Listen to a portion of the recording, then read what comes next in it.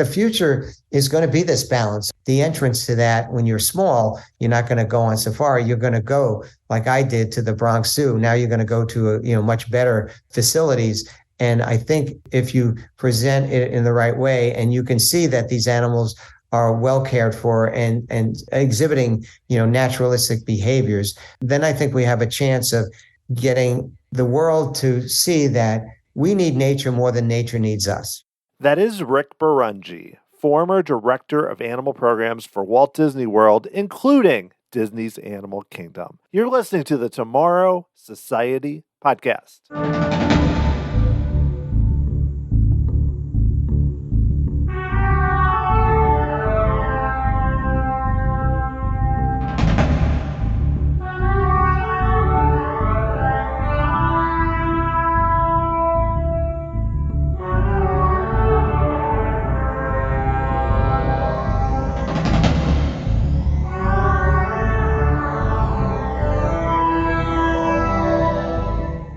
Thanks for joining me here on episode 188 of the Tomorrow Society podcast. I am your host, Dan Heaton. Welcome back to 2023. I have a lot of fun shows I'm looking forward to bringing to you this year, starting with this one with Rick Barongi, who was the director of animal programs for Walt Disney World from 1993 to 2000, which included working very closely on the development and design and everything involved with the animals and wildlife and conservation with Disney's Animal Kingdom.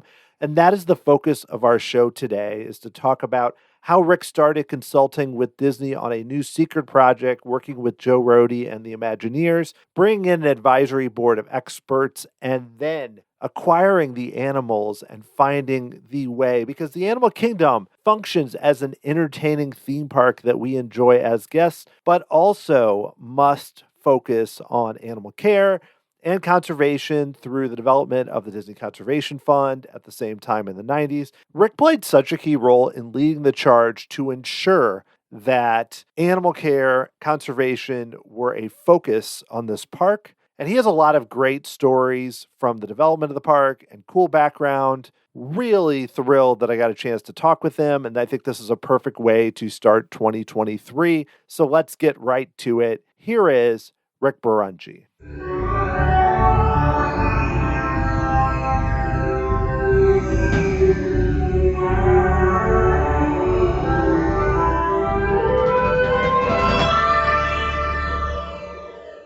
Rick, thank you so much for joining me on the podcast. Oh, thanks, Dan. It's a pleasure to go down memory lane with Disney.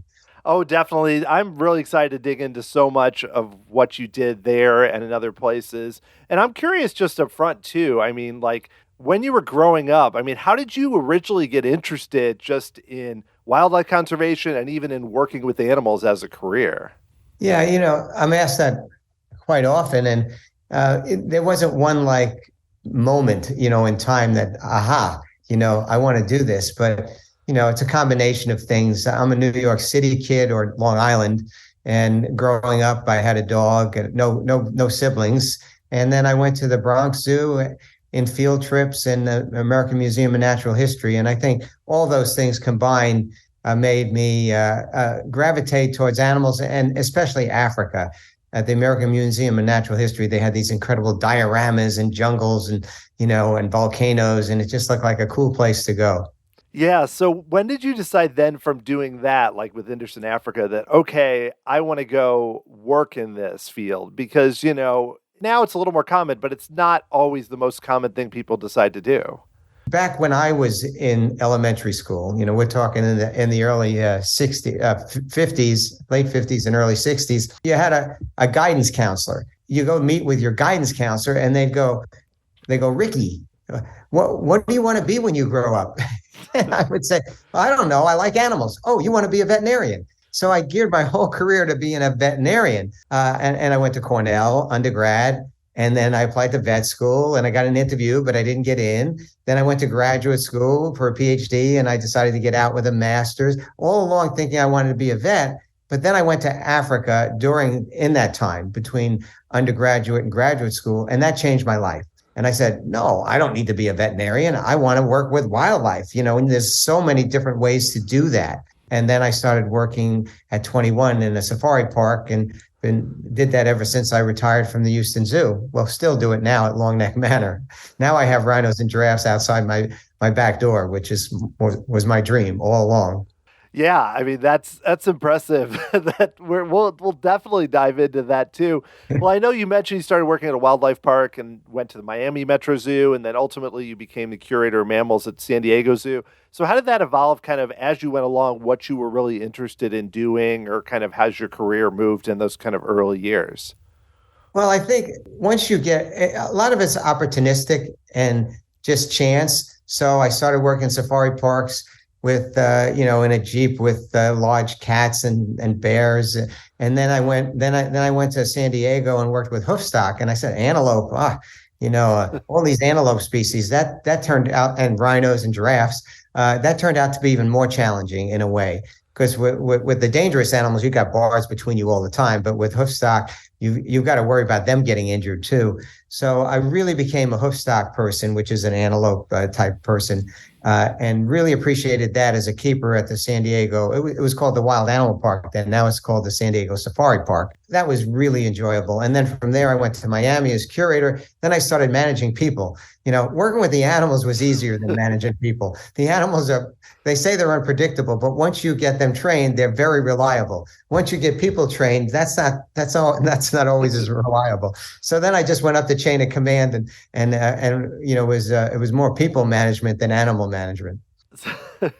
So ultimately, then you become more of a people manager, but I'm sure you're still involved. You're curator of mammals at San Diego, and then at that time, there's a small team at Disney that is starting to get involved with Joe Rohde leading it in the early 90s, and working on a project that was very secretive. So when you're at that point and you start consulting with them, like how does that work, where you ultimately then become a consultant for this project that at the time probably seemed like it might not even happen? Yeah, well, again, here's a story now, but it's opportunistic. I'm sitting at my desk at San Diego Zoo. I was at the zoo then, curator and director of the Children's Zoo too, and I get a call on the phone from the main office at the zoo saying, "There's a guy at Disney that wants to speak to you." And I pick up the phone, and it was Joe Rohde or Joe Rohde's assistant, I forget now. And they said, "Hey, we're working on an idea that's very confidential at this point, but your name was given to us. Would you be interested in helping us?" They were very secretive. And I said, "Well, yeah, I guess so." They said, "Well, can you come up to Burbank, up?" And it was, everything's done in Burbank and Glendale. And so I did, and learned that they were planning something with animals in Florida. So I went back to my boss, the director of the San Diego Zoo, Doug Myers at the time, and I said to Doug, Disney is asking me to consult. They asked me to come back. Then they were more interested in me, and I can remember Doug saying to me, "What are they doing?" I said, "Well, they're doing something with animals." He goes, "Where?" I go, "Florida." He goes, "As long as it's not in California, you can consult." He was very dogmatic about that. And then so I started. That was 1990, and I just started working with them. And I found out much later that my mentor at the Bronx Zoo, Bill Conway, had recommended that they call me. He never told me that until years later. I thought they just called San Diego saying, "Well, let's call the best zoo in the country and see if they got somebody we can talk to." I had no idea. But I owe a lot to Bill Conway for that. And Joe Rohde then, the head Imagineer, we got along very well. I was open-minded, but I was practical about what they could do and what they couldn't do. Joe wanted 100 wildebeest, running around 100 acres. I said, "Joe, it'll be a desert in 2 days. You can't do 100. He said, "Okay, we'll do 10 and make it seem like 100. I said, "That's an Imagineer."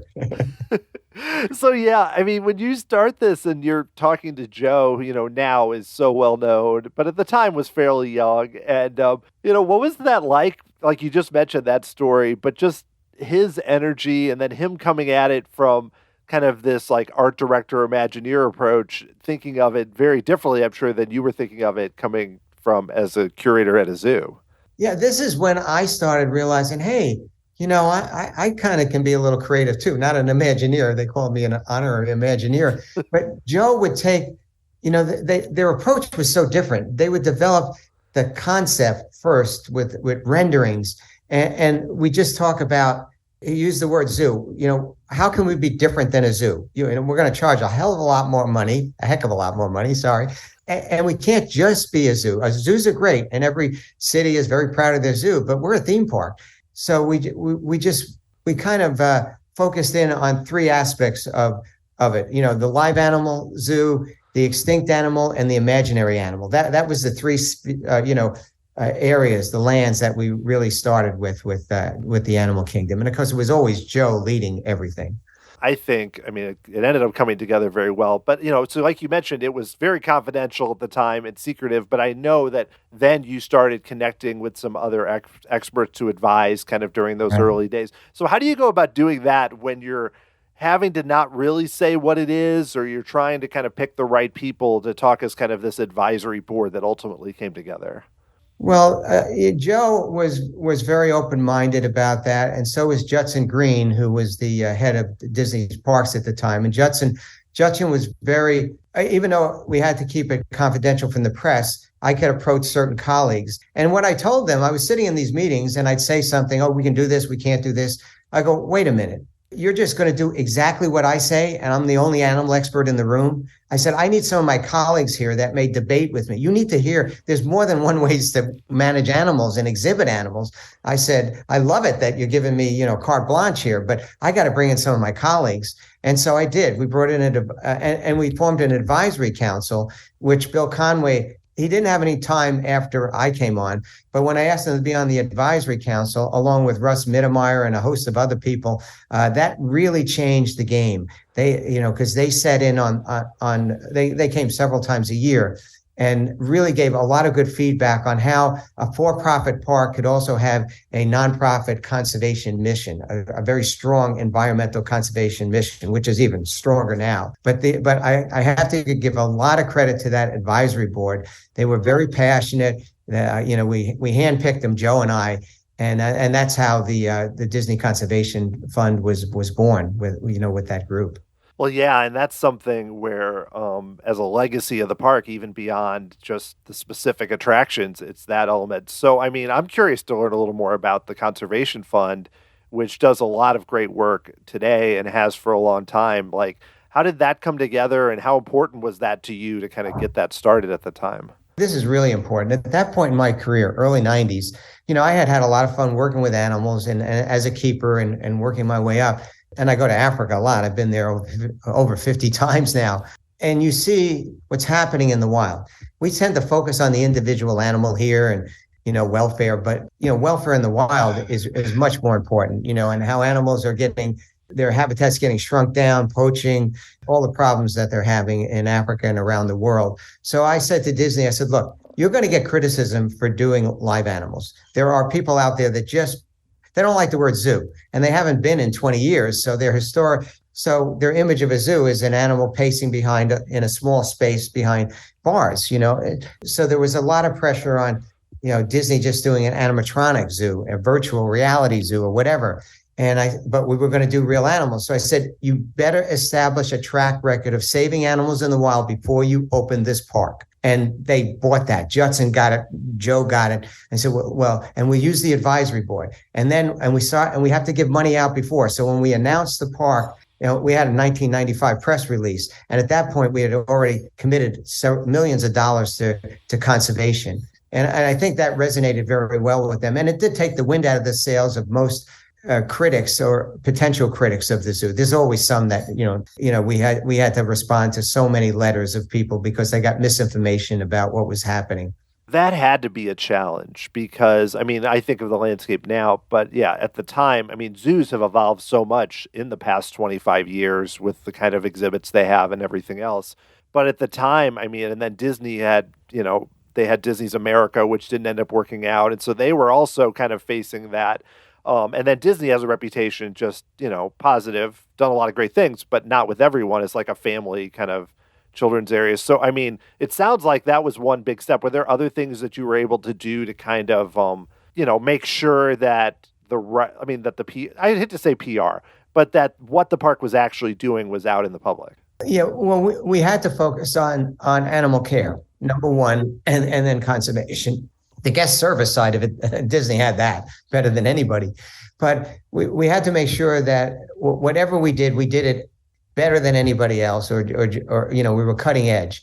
And the back of house facilities where the animals spend time at night, the enrichment training, we hired, some really good people that worked with these animals. I think Disney raised the bar for, animal care and animal habitat design, both, on show and off show, for other zoos, and changed the perception of some people with the word zoo. It has a negative perception. I usually say zoological or zoological parks, because the good ones, there's good zoos and there's bad zoos. And I always say I worked in good zoos and theme parks. If we focused on that and we told stories about the animals, which is great for Disney, a storytelling company, so that they got to know them. They got to know that the keepers that worked with them cared for them just as much as they cared for their family pet or their children. When a special animal died, we brought in grief counselors. That's all we could do. We could show them we're going to make mistakes here. They're live animals. They're not Mickey Mouse. They don't live forever. But when we make a mistake, we're going to learn from it and we're going to get better. Well, I know around that time, too, we mentioned you had been consulting, but you ultimately then took a full-time position at Disney overseeing all animal operations, which includes the Living Seas and Discovery Island and other areas at the time. What was it like for you to actually then decide, okay, I've been helping, but now I'm going to take this on full-time, which I think was around the mid-90s, same time frame? Well, in some ways it was overwhelming, but then you had so much support. The Seas had some really good people already passionate about conservation and the environment and the oceans, and the ranch too. So, and then we had Discovery Island at that point too, which is now, I don't know what they're doing with that little island nowadays. Nothing right now that we know about. Yeah. There's always rumors about it, but it was a beautiful little, facility, but it wasn't going to work after we opened the Animal Kingdom. But mainly I still focused on, I had meetings and I was over all of that for a while, but we were still focusing on Disney's Animal Kingdom and getting that open and hiring. I think we hired staff from almost 80 different zoos in the country. I mean, when directors saw me, they kind of, tried to hide me from their best people but they would come to us.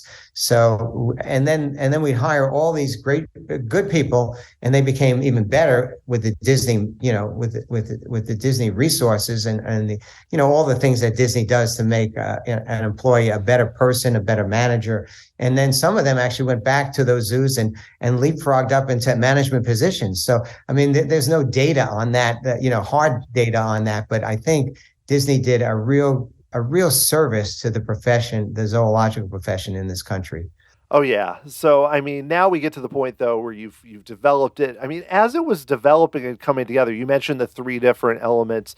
How did it evolve, the park itself? Like, because you mentioned that it was more, they had, Imaginary and everything else, but up front, it was mostly focused on Africa and Kilimanjaro safaris in that area.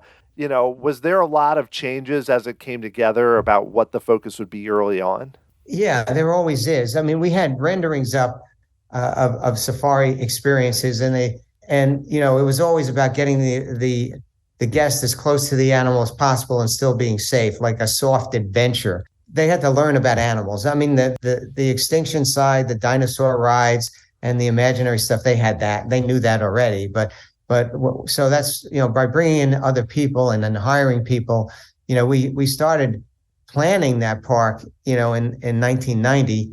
So it did change the Imagineers, original perceptions to some degree. We all made compromises but we knew we couldn't compromise on animal care and health, and we changed species and the numbers of species that were out there. The head of horticulture, Paul Comstock, was designing this incredible, Garden of Eden. And I looked at him and said, "They're going to eat all this, Paul." He said, "Well, we'll just keep replacing it." I said, "Well, yeah, you got the budget to do that, but they're going to eat it faster than you can replace it." So, I can remember looking at him and said, "That's just going to be a salad bar buffet for the animals, Paul. You've got to protect some of this stuff." So we figured out clever ways to protect some of it. But Disney they didn't mind that the animals were eating the habitat. In zoos, they didn't like that. So I learned from them that don't worry about that, Rick. We'll take care of that. We'll still make it look good by the next day. I said, okay, if that's what you want to do. Again, they were thirsty for knowledge about live animals, and they all wanted to do it right. Nobody wanted to sacrifice it. We weren't talking about, oh, let's have babies because babies are cute, and bring in the public. We had an interesting discussion about giant pandas. Should we get giant pandas? And we agreed, no. I mean, that, everybody kind of symbolizes that as, the flagship animal of any great zoo. But we didn't need that. It was the whole story. It was the experience itself. So instead of putting giant pandas at the entry, which some people wanted, we said, no, we don't need that. We want to immerse them in this habitat. We want them to leave understanding the whole story and not have a checklist and say, well, that they don't have giant pandas. They don't have this. They don't have that. No, we have animals that together as a group will impress you more and enrich the experience. So there were a lot of philosophical discussions that we had at the beginning, but nobody pushed back. Everybody wanted to do what was responsible for the animals. That always came first. Oh, definitely. Well, you mentioned kind of choosing the animals, and then I know you were involved with acquiring the animals. Because, I think about if you went and worked at a zoo, which was already in place, you might be acquiring for a certain area, but you have to basically populate the entire park. So, I mean, what was that process like to go deciding on the animals and then ultimately acquiring enough animals that can fill such a big space? Well, first of all, we had to get a separate off-site holding area because you couldn't bring them all in at the same time, and they had to be acclimated. So, 2 years in advance, we were acquiring animals at a separate facility that was quite a distance away. And we built more facilities there, and we had keepers working out there. That was for most of the hoof stock. And then other animals like elephants, no, you had to, you couldn't hold them any place. You had to just bring them in. And elephants was extremely controversial. That's a whole nother story. We were going to rescue a family out of Africa that was going to be culled, but then we decided not to do that. We got a lot of criticism, and then they put a moratorium on culling, and so the group that we were going to get was not going to be culled. So then we couldn't justify them coming in. So we brought in African elephants from different zoos, and it worked out. Hippos was another very challenging area because hippos are very social, but they grow up together. They don't just be put together. And we found out that by getting young hippos from a bunch of different zoos, they bonded right away. They wanted to be with each other. But we built a lot of holding space there too, just in case we weren't sure how they were going to get along, because nobody had ever done a hippo exhibit like Disney. That was really, a game changer, for that species. There's a lot of stories like that, and then we also had Jane Goodall involved at the beginning, which was really important. I met Jane in LA, I guess it was like 94. I knew her executive director of her, Jane Goodall, JGI, Jane Goodall Institute, and he put me in touch with her. And I'm sitting at my desk one evening, I was working late, and the phone rings, and she goes, "Hello, is this Rick Barongi?" I said, "Yes." She said, "This is Jane Goodall." Of course, you recognize the voice, the first word. And I said, "Yes, I know." She said, "I've heard a lot about what you're doing, and I'd like to meet you. Are you available for dinner tonight?" So I said, "Yep." So it was her and her lifelong executive assistant, Mary, who's incredible, Mary Lewis. The three of us had a dinner, invited her. We had a great time. We invited her to see the park. All the Imagineers were lined up. I mean, it was top secret, but it was Jane Goodall, so nobody cared. This was at the bowling alley, it was where we had the models and everything, and we showed her everything that we had at the point. And then I took her out, not at that point, but a year, when we started construction, there was a great relationship with Disney at that point. She was very, and she's not a big zoo fan, but if it's a good zoo and a good facility, she will help. So when we were building the park, this is the story that I tell a lot. I haven't written it down yet, but we're building the Tree of Life, and it's 150 feet tall, and they have a platform at about 100 feet.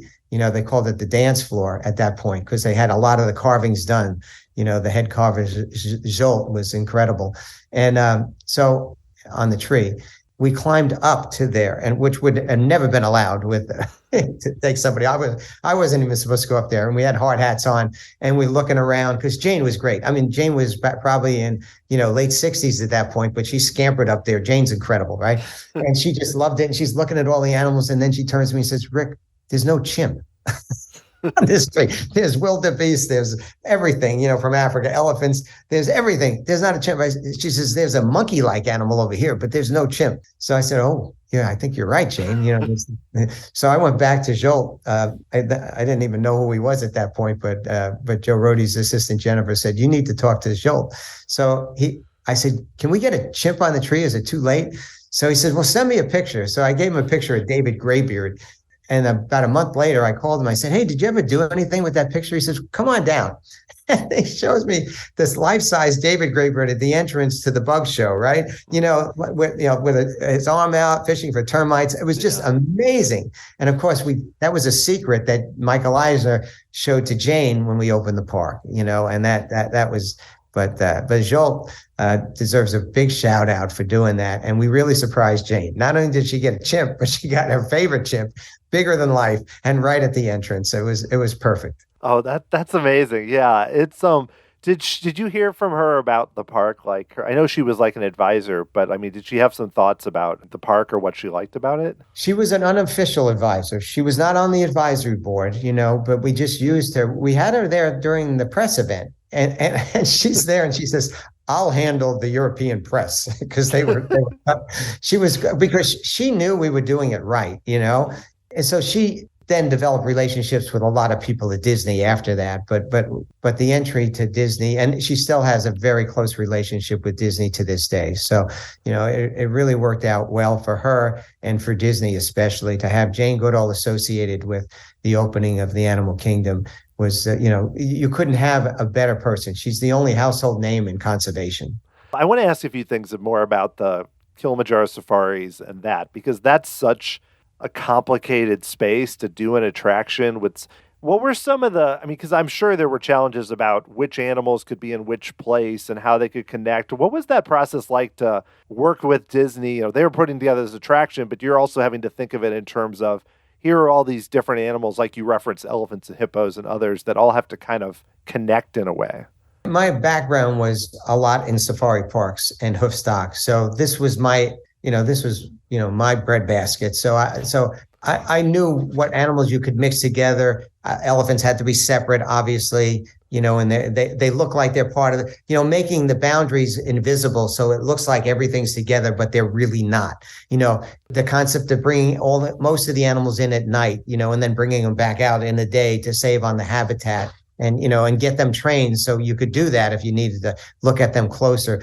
And of course, we hired some really good people to do all that. I knew what had to be done, but I needed the people, to develop those steps. And the designers too had to mod. I mean, we went through so many renditions of the slope where the giraffes had to walk up to get to their barn because the whole safari has a berm around it. They brought in it was a flat space, right?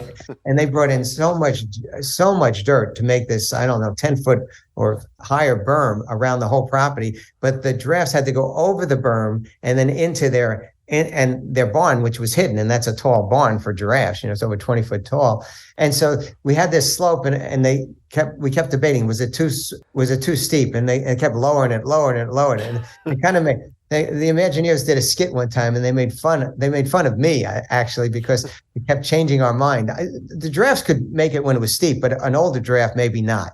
So be safe rather than sorry. We finally almost leveled it, but they had this skit where they had a guy in a giraffe outfit, and they had this like little ramp, and he wouldn't go up it. This puppet, and they kept throwing money down, and finally they threw enough money down. He went up the ramp, So at the time, I didn't think it was so funny, but I do think it's funny now. Oh, that's great. A lot of animals, it seems like at least, don't like to come out, during the middle of the day, whether it's hot in Florida, as you know, is very warm. So, I mean, did you have to use some tricks to kind of with shade or with, different enticements to keep the animals in view, basically? Well, it's not tricks as much as it's just common sense. Animals like shade, especially in the hot sun. So you put as much shade as possible closer to where where the road is that the vehicles are on. So you put feeders close, and they're still pretty active because they're animals that are acclimated to that kind of heat. If it's really hot out, they're going to lay down in the middle of the day, and people know that. They know the safari is probably more active in the mornings and in the late afternoons than it is right in the middle of the day. But even in the middle of the day, they're still going to be visible. So I mean, shade, and where you place the feeders and the water was always key. But the animals love to be outside, rather than to be inside. And with mixed species exhibits, you get a lot more activity than if you just have one species out there. Other animals are walking by, so there's more enrichment, there's more things to do. They're not so much chasing each other, but when they can see other things going on, and their day isn't the same it's not like Groundhog Day. Every experience is different. It keeps animals on their toes more. I think it's better to keep them active and watching out for different things than just sitting there bored. So mixed species exhibits and safaris I think are always more interesting than just an exhibit that just has a few animals in it, and there's you can make that exciting too, but not like a safari. A safari in itself is if you have enough of the right ratios of animals out there, can be very, very special. I'm curious, you mentioned the elephants and the challenges, because that space, really large with the watering hole and then the baobab trees that were recreated. I mean, what was that experience like, putting that together, or even maybe some challenges with doing it? Well, elephants are one of the most challenging species to take and put into, an artificial habitat. If you're going to do it, you have some people that think that there's no amount of space that is sufficient for elephants unless they're in the wild. In the wild, they're contained too by barriers, but it's not so much the size of the space. It's the quality of that space and the makeup of the very social animal needs. Different age group animals needs to be a breeding group. They are so much more content, when it's a breeding group. But we tried to do almost an acre per elephant, and that's just, there's no hard fast rule on that again. But and then we had a smaller exhibit where we could put the bull, when he wasn't, when we wanted to separate him out. That and the hippos were by far the most expensive habitats. I don't like to call them exhibits because I think they really are habitats that mimic the wild. What they lack in space, they gain in the enrichment and the feeders and the training that the keepers do and the attention that they get. I wish these animals could actually talk and tell you, hey, this is a pretty good deal. Yeah, I'm not in the wild, but I'm also not running away from poachers and wire snares and things like that, and my habit and raiding crops because I don't have enough food. I mean, the wild's no picnic either, and I'm not saying I love going on safaris, but we had to put things in perspective better. And elephants, I think we did it right. We brought in some really good people, elephant whisperers, I would call them, that really, because you're introducing different elephants together when we put them on when we put them out in the habitat. And the barn was incredible too, big enough so that we could work with, several bulls and different females that may not have gotten along at first. So we put a lot of effort into the elephants, and I think it's paid off. They've had a lot of births out there too. Oh, definitely. It's an amazing space. So I'm curious for you, like, what is one of your favorite habitats in that area, or even in the park itself, that you think really came together well? The Hippo River exhibit is, from a guest perspective, I thought came out really well, with the artificial ruts. The dirt road on the whole safari is, I always call it the most expensive dirt road in the history of civilization, because it's not really dirt. It's artificial mud and concrete. But I love that sense of that small section of Hippo River that we recreated there. That I like. The elephant exhibit too. I don't really have a favorite other than overall I think it. When you're serving that amount of people a day, it's very difficult to balance the needs of the animals, the activity, and the people, and the safari, the look of it too. It's got to be one of the most beautiful in 100 acres, which is, I think, what the Kilimanjaro Safari is. You make it feel like it's much larger than that. That's not my credit. That's the Imagineers and the designers. But I feel very proud of what they did. It was. I think we talked. Disney doesn't like to talk money, but it was millions of dollars an acre that just to design the safari, and they never questioned what we needed out there. So the lion exhibit also is beautiful. It's designed in a way you don't see the moat, and making the barriers invisible. Disney again, took that to the next level. The lions are sometimes up on the rocks, and it looks like they're really close, and it's a really neat effect, which I know is not as close as it looks. I also love the walking trails, too. Like, I know you were involved with the first one, which is now called the Gorilla Falls Exploration Trail. Putting gorillas in place, I mean, I'm curious how that came together, just given that I know gorillas aren't always easy to have in a habitat. I'm glad you brought that up, because gorillas is one of my favorites. It's two exhibits. We did one for bachelor males and one for a family group, and they could see each other, but they didn't have to see each other.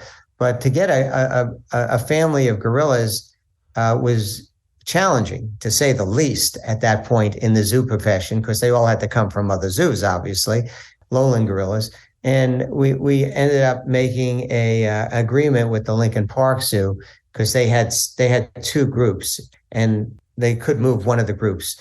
And it wasn't, you needed official recommendations. Other zoos were waiting in line for gorillas, but we were able to take a whole group at once and also make a significant contribution. You don't buy gorillas. You don't pay, money doesn't exchange hands. But we worked with Lincoln Park to do more conservation of gorillas in the wild. And in return, we got this family with Gino, is a silverback. I think he's still out there. I hope he's still out there. He's pretty old now, but he was hand raised in Rotterdam as a youngster and came to Lincoln Park, and they got him at Disney. And having a family of gorillas that close and already acclimated to people, they came into a bigger habitat than they had, was very satisfying. And that animal acquisition was the toughest one, because it was tricky, because every other zoo was waiting for gorillas too, but nobody could. But they went with, well, Disney's got this incredible exhibit, and they're doing more for conservation. So we went to the head of the line. Some people didn't like that, but it was the right thing for the gorillas. Well, I know you also were involved, at least in some fashion, with the Animal Kingdom Lodge, which came a few years later. But I found to be a very cool resort, like another way to see the animals in a different fashion. But it seems really cool to me, and I'm curious if you have any memories of working on that cool resort. Yeah, of course. That was my one of my last major projects with Disney. But you gotta give Peter Dominic all the credit here. He's passed away now, the architect. Amazing guy. The lobby that he did. We took him on safari. Joe was on that safari and a lot of people. But Peter, he had some other people with him.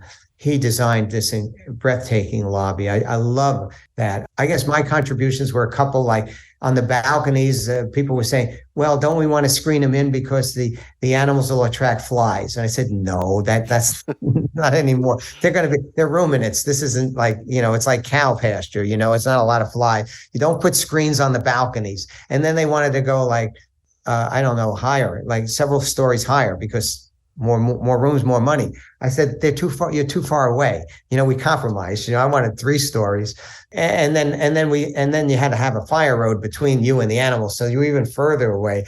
But then they have the overlook in the other areas. But we got a lot of inspiration from that Africa trip. We went to some incredible places in Southern Africa, and then Peter Dominic did his magic with his people, and it's a special place. Oh yeah, it's the most beautiful resort at Disney World for sure, if not almost anywhere, with what he did with that. Well, it's crazy to think the Animal Kingdom it's going to celebrate 25 years next spring. And I'm curious for you, based on your experience, I mean, what do you think is, whether the legacy of the park, or what kind of stands out to you that's something you're really proud of that from that park that you were involved with? Oh, without a doubt, it's the conservation commitment, and the way that's grown under Mark Penning and Claire Martin that run it now. it's unbelievable where they're over $100 million or way more than that. I think, for conservation in just 25 years. I know that's a lower number. Claire would correct me on that. But putting that advisory board together and giving me free rein to do that like you said, it's a very confidential park. And having the advisory board meet with Michael Eisner at the time, and he met with us. Roy Disney was sitting next to me in most of these meetings. Roy was a special person. It was like sitting next to Walt. He looked like him. He talked like him. He was his nephew. Roy was such a sweet person and so passionate. He said, Rick, the best thing in my time at Disney was when I was doing the true life adventure films. I just loved the nature films, and Roy was so special. And Michael bought in. Everybody bought in, even though everybody said, oh, it's Disney just wants to make money. No, they have social responsibility big time. It's that conservation commitment. Sure, we get a lot of people coming there and it's probably influenced a lot of young children to, go into biology and conservation, that's really important. But I think just, helping animals now instead of waiting for the next generation, because later is too late. We've got to work on that now. And Conservation Station, that we didn't talk about that so much. That was really important, to continue the story that, hey, yeah, these animals, don't worry about our animals. We're taking really good care of them, but their counterparts in the wild need help. And so that Disney Conservation Fund is probably the thing I'm most proud of being part of and helping to create that. Well, you mentioned Conservation Station. Yeah, I mean, I've been there when they were doing a surgery there and people were standing and watching kids and everything else. And to me, that up close view, through a screen that people can have, from anywhere, people coming from around the world, is really, really powerful and something that I think probably, like you said, is going to make a big impact. That's a quick, funny story, too. I suggested it, but other people have done it, putting a window in the operating room of the vet hospital. We didn't have any vets at that time. If I had vets, I said, no way, we're going to do this in front of the public. But I can remember after it was done, Dr. Mark Stetter said to me, Rick, he said, they love it and we're fine with it now. Now he's the dean of the UC Davis Vet School, Mark Stetter. He was the head vet at Disney for, before Mark Penning and the other people that run it now. And Mark would laugh. He said, yeah, but you're right, Rick. If you had come to us early on and said, we're going to do this, no way we want the public watching us. But he really bought into it. That's funny. Yeah. Cause I even think about it. I'm like, wow, it's really cool. They did that. I wouldn't expect it. So it's funny that it kind of the way it came together. Well, I kept emphasizing, and other people did too, we have to be transparent. Don't be like zoos used to be. Say, you just show them, you don't show them what you're doing behind the scenes, because 90% of what goes on in a zoo is behind the scenes, and it's the most interesting stuff. Show them cameras, show them what we're doing behind the scenes, do VIP tours. There's nothing to hide in what we do, in a zoo. And if you can be transparent, you're going to be a lot. And then if something happens, you can explain it and say, well, this did happen and an animal got injured or something worse happened, but this is the reason it happened. And it's something that we can fix and learn from, or it's something that just happens. Animals in the wild kill each other once in a while too. So transparency, which was also a difficult concept for Disney when they got tunnels and they got characters where you can't see them with, outside of their costumes and stuff. So maybe transparency was the biggest challenge sometimes with Disney. We got to be really open here, guys. You can't hide anything. Yeah, it's all magic. There's no, that's how they present things, for a good sense in a way when it's talking about other things. But here, now they even have a TV show where they show a lot of what's happening at the Animal Kingdom on Disney Plus, which I think is great because it's like anything you can show behind the scenes, people love that. People are really into it. Well, you ultimately did leave Disney and you became director of the Houston Zoo. And I'm curious, what interested you about taking that role as that zoo was growing? And then kind of as you look back, what kind of you were excited about from you were able to do there? Well, Disney taught me a lot, a heck of a lot more. And it taught me about where I think I'm stronger. I'm stronger at the front end of a project, the blue sky side and the vision side. And I learned that from Disney. And then when it's more of a maintenance, which is not easy by any means, I like to keep growing. So, Disney's Animal Kingdom was done, and Houston offered me an opportunity. It was a city-run zoo that was in a good location. It had good people, but it was city-run, and it was just running in place. They never couldn't make improvements. They were charging like $2.50 for a ticket. So I went from a facility that was charging, I don't know, $50, $40 a person to $250. But I knew if we privatized the Houston Zoo, got it, the city could still own it, but they didn't manage it. We could grow that zoo, and that's why I chose Houston. It was a fixer upper. It had a lot of potential, and I thought I could help, and we did. We got it privatized in 2 years, and then it's now one of the best zoos in the country because of other people that are leading it now. It's just. And it also has one of the best conservation programs. Again, conservation to me, animal care and conservation are the two cornerstones, and guest experience, obviously, are the three cornerstones of any good zoological park. Well, I know you now are working at Longneck Manor, which I would love to learn more about. It's more of a personalized experience, but I think still fits really well with the message you're trying to give. So I'd love to know some more about when you decided to do this after retiring from the Houston Zoo. I think it's my passion, from Disney, from all the other places that I worked, San Diego. I worked in big places, Houston, they all had millions of people a year, Disney even more than that. But I wanted to do something smaller, and reach guests even, more individually and really touch at their heartstrings. That's what Disney taught me. It's not about telling people you got to save this animal because it's being shot, it's being killed, and we're losing this many all the time. You got to tell the good stories, and you got to personalize it as much as possible.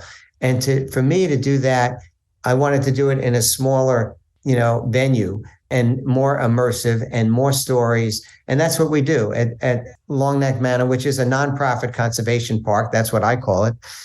We focus on two species mainly, and that's rhinos and giraffes, two of my favorites. Giraffes, because everybody loves giraffes. I'm finding out that it's a spirit animal of a lot of people. It's right up there with elephants and, the major animals. Little kids, I guess I identify that silhouette of a giraffe, before anything else. And I do like giraffes, but rhinos have always been my passion. I'm very involved in rhino conservation on boards and the International Rhino Foundation, which is a great organization. My wife and I both sit on that board. And I didn't mention my wife or life partner, Diane, who also worked at Disney's Animal Kingdom. She worked in the public affairs, not at the Animal Kingdom, because she came from San Diego also. But the Longneck Manor was something I'd been thinking of for maybe 20 years or more. And I figured if we could have people learn more about these animals and do longer tours with them. I mean, sure, you can feed a giraffe in most zoos, but you don't get an hour and a half, with just a small group of people, 10 people or less, or one family, and learn. And sure, you get to feed the giraffes and scratch the rhinos, but it's much more than that. We show them the facilities. We talk about how the animals got here. We talk about conservation. I have a nonprofit conservation foundation that, after the tours, people, after they pay $100 for a tour or a lot more money for the overnight, they make extra contributions. So I'm reaching a smaller number of people, but I think I'm reaching them much, more deeply. And again, touching at their heartstrings, which is what Disney does. Get people to care first. Then you can go to their, to appeal to the head. I call it the 3 H's: the heart, the head, and the hand. You go to their heart first, then you educate them with the head, and then they'll lend a hand, whether it's a donation or they become more interested or, take a career. And I wanted to do it on a much smaller venue because I'm getting old. I'm 70 years old. I personalize it, and it is working out that way. The overnight is the real special thing. We have one. It's like Disney in the castle. I think they have a room way up on top of the castle. Do they still have that? Yeah, they don't bring it out much, but I think it's still there, right? But we don't know about that. But yes. Anyway, but I built a 3-room a 3-room suite on the second level looking into the main giraffe stall. So at night, when the giraffes come in, because they come in every night, because you don't want to risk giraffes out at night with lightning and stuff, especially lightning. So when they come in at night, there's these 3 large windows in each of the rooms, the living room, the kitchen, and the bedroom. And they can just watch the giraffes all night long. The lights go out after 10 o'clock, but they sleep with the giraffes. And they're in the barn, but they're in a separate, luxury facility looking out at the giraffes. So we brought them as close as possible. And that suite, the giraffe suite, is booked almost every single night of the year for the next 2 years, 23 and 24. And because it's only one suite. So we're going to build some cottages next year and a welcome center, but I don't want to get too big. I've worked in big places, and big places are great. And Disney's amazing the way they can personalize the experience for every single individual. But I can do it even more effectively with a smaller group of people. It reminds me of Animal Kingdom Lodge, but taken to kind of the next level where you're able to, they're not so far away and you're able to get really close. Well, I mean, you've seen it with zoological parks and everything else, that they're trying to bring you closer to the animals and have those personal experiences. How important do you think that is to kind of the future of conservation and kind of getting people more interested in kind of helping out, just that personal side of it? It's more of a question of, how do you see the future of zoos?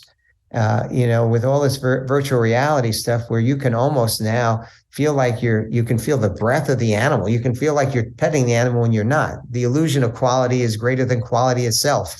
That's a scary sentence that came from Carl Hyacin book.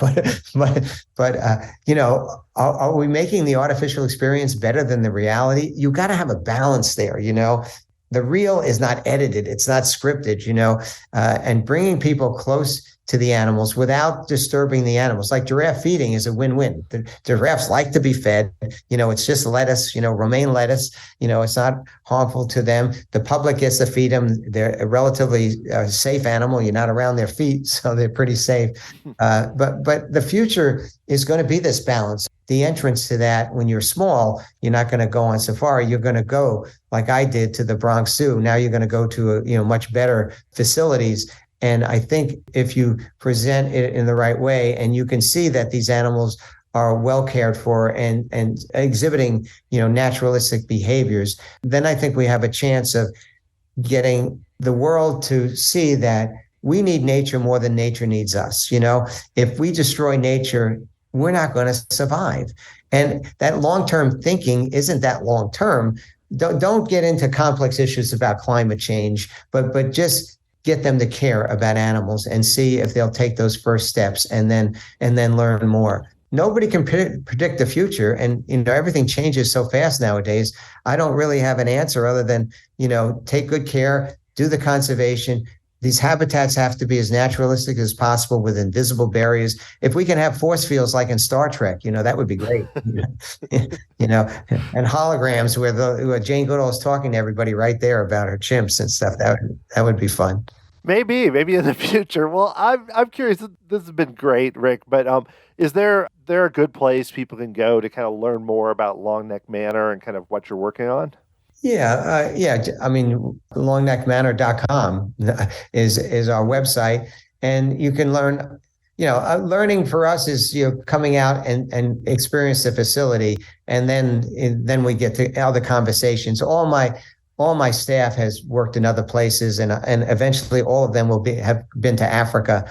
I want to promote Africa. I want to get people to go to Africa, not just to come to Disney's Animal Kingdom or Longneck Manor, but I'm not better than any place else. We all serve a purpose. We all work together. Disney does such a better job of connecting afterwards. They have this Explorers booklet now that they use that really is great. What they developed for kids, to take little steps first in their backyard and learn more about animals. They do that so well. I learned from Disney too. You take somebody else's idea and just do it better. That you don't reinvent the wheel. That's a lot of what we did. That's a lot of what we did at Disney's Animal Kingdom, and it really set the stage for what I want to do now. Because as I get older, they're just going to prop me up, and I'll just tell stories about Africa, I guess, as I get older here. But I've lived I'm really grateful. There's been a lot of ups and downs in everybody's career, especially mine. But I'm really grateful where we're at right now. I think we're reaching people, and it's in the Texas Hill Country, Longneck Manor. It's very close to Austin and San Antonio, but it's in a beautiful piece of property, over 100 acres, and so we have space to expand, and we may get a few other species, but we're not. It's not about the number of species; it's about the quality of the experience. Definitely. Well, Rick, this has been amazing. Thank you so much for being on the podcast and talking with me. I really enjoyed it. I did too. Thank you. Appreciate it. Well, that's going to do it for this episode of the Tomorrow Society podcast. If you're interested in what Rick's doing, longneckmanor.com. Really interesting stuff. I would love to make the trip out there to see the giraffes and rhinos and everything he's doing as a more personalized approach to what he did at Disney's Animal Kingdom. If you like this episode, you should also go back to my interview with Zofia Kosterko-Edwards. That was on episode 116. She was part of the group that Joe Rohde got together to take the trip to Africa and ultimately to work on this project. You can find that and a lot more, tomorrowsociety.com/podcast with an S at the end. If you'd like to support this show, you can become an official member of the Tomorrow Society through Patreon, get access to some really cool perks. Go to patreon.com/Tomorrow Society to learn more. You can also send me an email, dan@tomorrowsociety.com. Follow me on Twitter at TomorrowSOC, Facebook and Instagram at Tomorrow Society. The music for this show was written by Adam Hookey and performed by the Sophisticated Babies. Next time, I'll be talking with Alexander Brzezinski about his story, getting involved in themed entertainment, growing up in Germany, and his really interesting background and career for Alexander. Can't wait for you to hear it. Thank you so much for listening to this show. I will talk to you again next time.